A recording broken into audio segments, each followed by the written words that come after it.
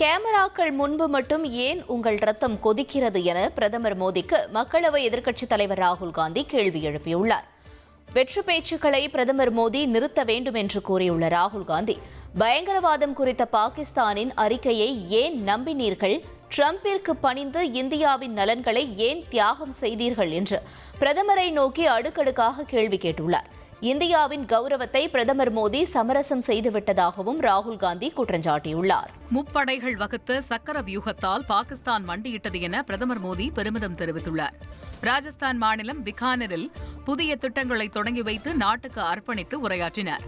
பஹல்காம் தாக்குதலுக்கு பதிலடி கொடுக்கும் வகையில் ஆபரேஷன் சிந்தூர் மூலம் வெறும் 22 நிமிடங்களுக்குள் 9 பயங்கரவாத முகாம்கள் அழிக்கப்பட்டதாக தெரிவித்துள்ளார்.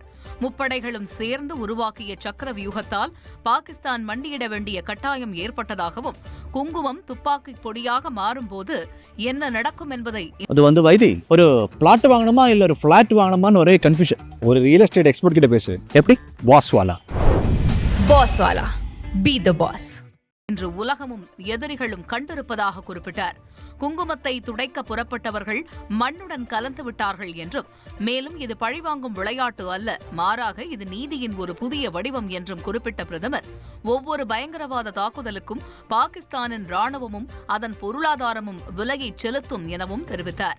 பாகிஸ்தான் பயங்கரவாதத்தை ஏற்றுமதி செய்வதில் தொடர்ந்து ஈடுபட்டால் அது ஒவ்வொரு கடைசி பைசாவையும் பிச்சை எடுக்க வேண்டியிருக்கும் என்றும், இந்தியாவின் பங்கில் இருந்து பாகிஸ்தானுக்கு ஒரு சொட்டு தண்ணீர் கூட கிடைக்காது எனவும் காட்டமாக குறிப்பிட்டார்.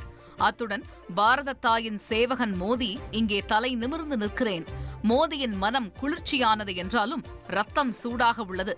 மோடியின் நரம்புகளில் ரத்தம் ஓடவில்லை, ஆனால் சூடான குங்குமம் ஓடுகிறது என்று கொதித்தெழுந்தார்.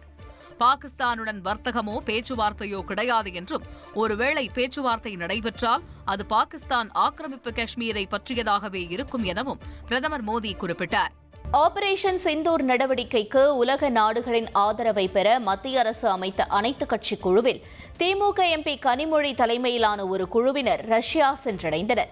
ரஷ்ய தலைநகர் மாஸ்கோவில் திமுக எம்பி கனிமொழி தலைமையிலான குழுவினருக்கு சிறப்பான வரவேற்பு அளிக்கப்பட்டது. கனிமொழி தலைமையிலான குழுவினர் ஸ்லோவேனியா, கிரீஸ், லாத்வியா, ஸ்பெயின் உள்ளிட்ட நாடுகளுக்கும் சென்று ஆபரேஷன் சிந்தூர் நடவடிக்கை தொடர்பாக எடுத்துக் கூற உள்ளனர்.